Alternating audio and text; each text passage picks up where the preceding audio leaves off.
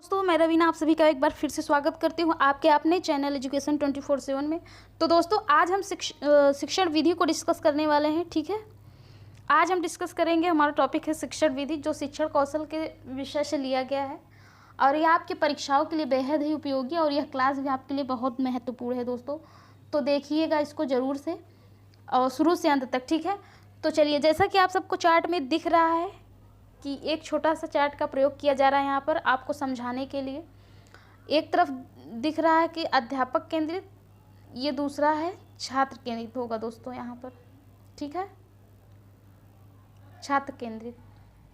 तो पहले समझ लेते हैं शिक्षण विधि है क्या। ठीक है, जैसा कि नाम से ही पता चल रहा है कि जो अध्यापक अपने शिक्षण कार्य हेतु बच्चों को समझाने के लिए जिस भी विधि का प्रयोग करता है अर्थात उपयोग में लाता है, उसको क्या कहते हैं दोस्तों? शिक्षण की विधि कहते हैं। ठीक है, जिस भी माध्यम से बच्चों को वह समझाने का प्रयास करता है उसी विधि को दोस्तों शिक्षण विधि बोला जाता है। ठीक है, तो जैसे कि अध्यापक अधिक क्रियाशील होगा तो छात्र भी अधिक सक्रिय होगा। अगर अध्यापक ही क्रियाशील नहीं होंगे तो छात्र वो तो असक्रिय रहेंगे ही। ठीक है, इसीलिए कहने का यही प्रयास कर रहा है कि अध्यापक को एकदम नई शिक्षण विधि का प्रयोग करना चाहिए जिससे कि छात्र रुचि लें और रुचि से चीज़ों को सीखें। तो आइए देख लेते हैं कौन कौन सी है विधियाँ, कौन कौन सी पद्धति हैं हमारी दोस्तों। तो एक तो है व्याख्यान विधि, जिसका प्रयोग शिक्षक अपने शिक्षण कार्य हेतु करता है। दूसरा है व्याख्यान युक्त प्रदर्शन विधि, इसको हम अभी डिटेल में पढ़ेंगे, थोड़ा सा इसके बारे में जानेंगे कि क्या है व्याख्यान युक्त प्रदर्शन विधि, क्या है व्याख्या विधि, और एक जो महत्वपूर्ण है सबसे ज़्यादा वो है कहानी विधि, और चौथा है दोस्तों आपका पाठ्य पुस्तक विधि। ठीक है, और इधर की जो दी गई है दोस्तों प्रयोगात्मक विधि, प्रोजेक्ट विधि, समस्या समाधान विधि, ये एक पद्धति है। ठीक है दोस्तों, खेल विधि, अन्वेषण विधि और किंडरगार्टन। ठीक है, तो एक एक करके इन सबको भी समझ लेते हैं। और उसके पहले ये आप सब समझ लीजिए कि ये जो किंडरगार्टन पद्धति का जो है प्रतिपादक कौन है दोस्तों, तो वो फ्रॉबेल है। ये पिछली मतलब लगातार कई वर्षों में ये क्वेश्चन हर बार आता है, पूछा जाता है। ठीक है, कई वर्ष मतलब यही क्वेश्चन को हर वर्ष रिपीट करता है, तो इसको आप सब एक बार याद रखिएगा। ठीक है, कि किंडरगार्टन पद्धति क्या है, तो फ्रॉबेल ने इसका प्रतिपादक किया था बच्चों के लिए। ठीक है,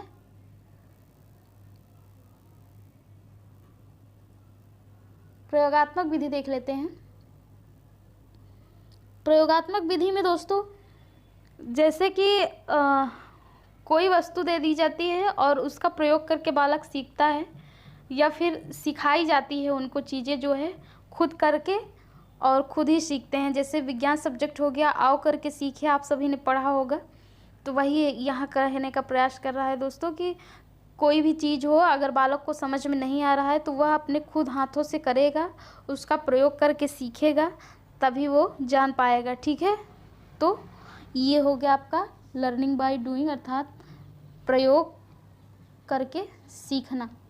दूसरा है आपका प्रोजेक्ट विधि, इसमें कोई प्रोजेक्ट होती है दोस्तों, इसमें कुछ खास नहीं है, लेकिन प्रोजेक्ट जो है प्रोजेक्ट के माध्यम से बच्चों को सिखाई जाती है चीज़ें कि जो भी टॉपिक होता है उससे रिलेटेड जो है प्रोजेक्ट बनवाया जाता है और उससे बालक जो है अधिक सक्रिय भी होता है और वह कुछ करके भी सीखता है, चीज़ों को इकट्ठा करता है, संचित करता है, बनाता है, तो बहुत सी जानकारियाँ उसको मिलती हैं। ठीक है, और नेक्स्ट है आपका समस्या समाधान विधि। इसमें जो है बच्चों को मतलब बालक को एक समस्या दे दी जाती है और वह उस समस्या का समाधान स्वयं अपने से सोचता है दोस्तों, वह अपने से निकलता है कि कैसे जो है इस समस्या से हम बाहर आ सकते हैं। तरह तरह की जो है तरीके अपनाता है और बिना किसी सहायता से ही अपने से वह समस्या से बाहर आता है। ठीक है, तो यही होता है समस्या समाधान विधि कि कोई समस्या दे दी जाती है और यह देखा जाता है कि बालक किस तरह से अपने दिमाग का, अपने बुद्धि का प्रयोग करके वह समस्या का समाधान कर लेता है। ठीक है दोस्तों, नेक्स्ट है आपका खेल विधि। खेल विधि से तो समझ में आ रहा है दोस्तों कि जैसे खेल खेल में सीखना, क्योंकि छोटे बच्चे होते हैं और छोटे बच्चों को खेलना बहुत अधिक पसंद होता है। तो इसलिए अगर बच्चों को खेल खेल में कुछ भी आप पढ़ाते हैं, समझाते हैं, तो बालक बहुत ही अच्छे से मन लगाकर खुशी खुशी रुचि ले करके उसको पढ़ते हैं। ठीक है दोस्तों, तो इसलिए प्राथमिक स्तर पर तो खेल बहुत ही महत्वपूर्ण है और खेल के माध्यम से समझाना भी अत्यधिक महत्वपूर्ण माना जाता है और सबसे अधिक अच्छा, उत्तम सब कुछ माना जाता है। ठीक है, इसी को, क्योंकि खेलने की उम्र में वो लोग पढ़ाई पे थोड़ा कम ध्यान देते हैं। अगर खेल को ही मतलब सम्मिलित करके आप पढ़ाएंगे तो बालक जो है उसमें रुचि लेगा और बहुत ही अच्छे से पढ़ेगा। ठीक है दोस्तों, अगला है आपका अन्वेषण ह्यूरिस्टिक विधि। ये भी पूछा जाता है, बहुत बार पूछा तो हर टॉपिक से जाता है दोस्तों। बस ये है कि ये सब बहुत ही डबल स्टार वाले क्वेश्चन हैं आपके, क्योंकि ये हर बार पूछे जाते हैं ना, इसलिए ये बहुत ही ज़्यादा महत्वपूर्ण हो जाते हैं। अन्वेषण का मतलब होता है दोस्तों खोजना। जैसे कि कोई टॉपिक दे दी जाती है बालकों को और वह खोजता है खुद से, स्वयं से। ठीक है, कि यहाँ क्या होगा, इससे होगा, ये समस्या होगा, उसका समाधान ये होगा। तो वह अपने आप को खोजता है, अपने स्वयं से खोजता है कि क्या होगा इसका समाधान। ठीक है, तो यही होता है अन्वेषण विधि। और अब देखते हैं कि शिक्षण विधि क्या है, ये पद्धति थे। ठीक है दोस्तों, इतना हो गया आपका पद्धति। अब देख लेते हैं ज़रा सा। एक व्याख्यान विधि है, दूसरा है व्याख्यान युक्त प्रदर्शन विधि, कहानी विधि, पाठ्य पुस्तक विधि। तो इसको देख लेते हैं थोड़ा सा, व्याख्यान विधि क्या है। ठीक है दोस्तों, तो ज़्यादा नहीं, हम सब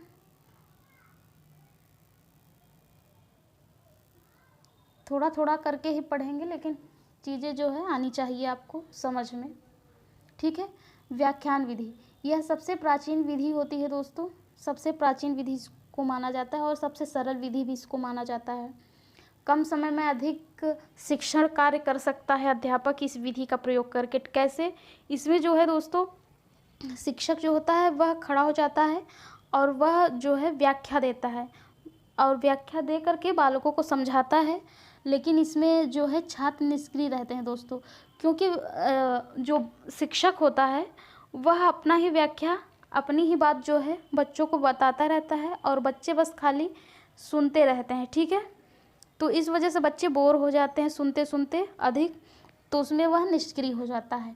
इसमें बालकों की जिज्ञासा शांत भी नहीं होती, क्योंकि उनको चीज़ें जो है समझ में नहीं आती है। जब वह रुचि ही नहीं लेगा तो वो समझेगा ही नहीं, समझने का प्रयास नहीं करेगा, तो उसके मन में बहुत से क्वेश्चन आएंगे और क्वेश्चन आएंगे तो शिक्षक बता भी नहीं पाएगा और बालक को समझा भी नहीं पाता है। ठीक है दोस्तों, तो यह विधि सरल तो होती है और कम समय में अधिक शिक्षण भी की जाती है, लेकिन दिक्कत यही है कि इसमें जो है बच्चा रुचि नहीं लेता है। ठीक है दोस्तों, बालक जो है रुचि नहीं लेता है, एकदम निष्क्रिय भाव से सीखता है।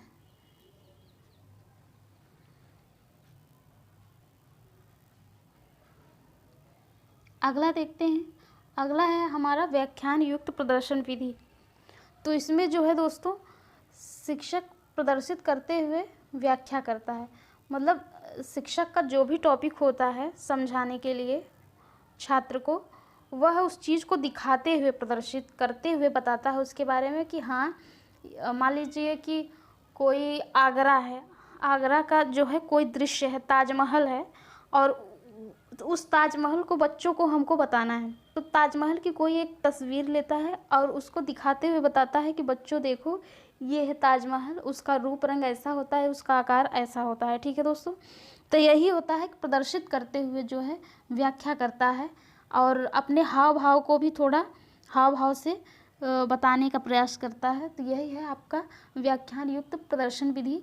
इसमें शिक्षक जो है बहुत ही क्रियाशील होता है, अधिक क्रियाशील होता है, क्योंकि वह उस प्रोजेक्ट को दिखा भी रहा है और जो है अपने हाव भाव से बताने का प्रयास कर रहा है। ठीक है, तो इसलिए बालक इसमें रुचि लेते हैं और समझने का प्रयास भी करते हैं। यही है आपका व्याख्यान युक्त प्रदर्शन विधि। ठीक है दोस्तों, अगला देख लेते हैं कहानी विधि। ये सबसे महत्वपूर्ण विधि होती है दोस्तों, क्योंकि कहानी में जो है बालक बहुत रुचि लेता है, इतना ज़्यादा रुचि लेता है कि आप कहानी माध्यम से बालकों को बहुत कुछ सिखा सकते हैं और ज़्यादा अधिक से अधिक जो है ज्ञान उनको प्रदान कर सकते हैं। ये जो है दोस्तों प्राथमिक स्तर के बच्चों हेतु किया जाता है।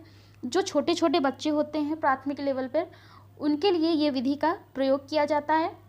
क्योंकि जब छोटे बच्चे होते हैं, अगर आप देखेंगे 2-4 शब्द आप उनको बता देते हैं कहानी, तो उनके अंदर जो है बहुत जिज्ञासा होती है जानने की, और कल्पना शक्ति का उनके अंदर संचार होता है। अगर आपने चीता का नाम ले लिए, शेर ऐसे होता है, तो वह 4-5 वाक्य अपने आप कल्पना करके बता देता है कि हाँ ऐसे से ऐसे होता है। ठीक है दोस्तों, तो कहानी विधि में जो है बालक बहुत रुचि लेता है और सीखने में भी रुचि लेता है। अगर आप इस विधि का प्रयोग करते हैं तो निश्चित ही आपका शिक्षण कार्य बहुत ही बेहतर होगा, और बालक भी इसको बहुत ही अच्छे से, प्रेम से, खुशी खुशी समझने का प्रयास करते हैं इस विधि से। ठीक है दोस्तों, तो कहानी अच्छी विधि है। नेक्स्ट देख लेते हैं आपका पाठ्य पुस्तक विधि। ठीक है दोस्तों, पाठ्य पुस्तक विधि क्या होती है जान लेते हैं। पाठ्य पुस्तक में दोस्तों अध्यापक जो होता है शब्दों का अर्थ बताते हुए शिक्षण कार्य करता है। जैसा कि आप सभी ने पढ़ा होगा कि जैसे हिंदी सब्जेक्ट होता था, विषय होता था, उसमें दोहा होते थे दोस्तों। दोहा और जो पद्य होता था उसका अर्थ हमें मालूम नहीं होता था, तो एक बार जो है शिक्षक इसमें रीडिंग करवा देता था, सुर में, भाव में, गति में, सारे बच्चों से। फिर उसके बाद शिक्षक जो है उसको खुद लेता था, और उन जो कठिन अर्थ होता था, शब्द होता था, जो कठिन शब्द होता था उसका अर्थ जो है बालकों को बताते हुए आगे चलता था। ठीक है, उसका अर्थ सहित व्याख्या करता था और उसका शब्दार्थ भी बताता था। तो यही है पाठ्य पुस्तक विधि। ठीक है दोस्तों, तो एक बात और बता दें कि इन विधियों के लिए मैंने एक और चार्ट बनाया है। जैसे कि देख लीजिए आगमन विधि, ये तो सबसे महत्वपूर्ण विधि है, और जो है दोस्तों ये तो यहाँ से क्वेश्चन एकदम 100% बनना ही बनना है दोस्तों। बहुत क्वेश्चन बनता है यहाँ से, और हर बार बनता है, पूछा जाता है। कम से कम 4-5 क्वेश्चन तो यहाँ से जाता ही जाता है हर बार है। ठीक है, तो इसको अच्छे समझिए। आगमन विधि के जो है जन्मदाता पूछे तो अरस्तु हैं। ठीक है दोस्तों, ये जो है सरल से कठिन की ओर होता है दोस्तों। हम बच्चों को पहले सरल चीज़ें सिखाएंगे, अगर वह सरल चीज़ें सीख ले रहा है तो सरल से हम कठिन की ओर बढ़ते चले जाएंगे। ठीक है, ये सरल विषयों के लिए ही प्रयोग किया जाता है दोस्तों, कठिन विषयों के लिए ये आगमन विधि का प्रयोग नहीं किया जाता है। ठीक है दोस्तों, आगमन विधि दोस्तों ये सूत्र की ओर चलता है। ठीक है, और ज्ञात से अज्ञात, मान लीजिए कि जो चीज़ें बालकों को ज्ञात होती हैं, वो घर पे जो भी देखते हैं, सीखते हैं, जानते हैं, उसी चीज़ को हम रिलेट करके बच्चों को, जो वो बच्चे नहीं जानते हैं, उसको सिखाने का प्रयास करते हैं, उसको समझाने का प्रयास करते हैं। उदाहरण से सूत्र की ओर चलते हैं, मतलब जैसे किसी एक बालक को पहले सूत्र नहीं बताएंगे, पहले उदाहरण देंगे कि हाँ सेब ऐसे ऐसे होता है। ठीक है दोस्तों,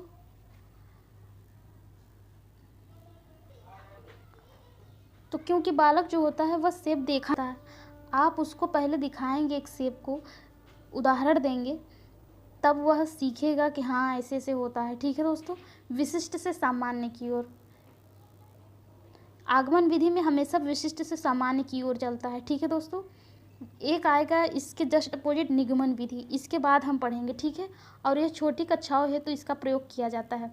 यह छोटी कक्षा के लिए प्रयुक्त होता है दोस्तों, बड़ी कक्षाओं के लिए नहीं होता है। ठीक है, यहाँ तक समझ में आया कि आगमन विधि के जो हैं प्रतिपादक अरस्तु को माना जाता है। यह सरल से कठिन की ओर चलता है। यह सरल विषयों के प्रयोग के लिए किया जाता है दोस्तों, और जो बालक को जो ज्ञान रहता है उससे, और जो नहीं ज्ञान होता है वहाँ तक जाता है ये विधि। ठीक है, यह सूत्र की ओर ले जाता है दोस्तों, और उदाहरण से भी सूत्र की ओर ले जाता है। पहले उदाहरण, फिर हम देखते हैं उस समस्या का समाधान। ठीक है, उदाहरण विधि द्वारा हम चीज़ों को समझाने का प्रयास करते हैं। और नेक्स्ट है आपका विशिष्ट से सामान्य की ओर जाता है। विशेष कर ये कि छोटी कक्षाओं है तो इसका प्रयोग किया जाता है। ठीक है, तो आशा करते हैं आप सबको यह वीडियो पसंद आई होगी, और अच्छी लगी होगी तो बताइएगा, हम और भी इसी तरह वीडियो लाएंगे आप सभी के लिए। ये था आपका शिक्षण विधि जो हमने पढ़ा। ठीक है दोस्तों, तो चलिए मिलते हैं आपसे नेक्स्ट वीडियो में, तब तक के लिए नमस्कार।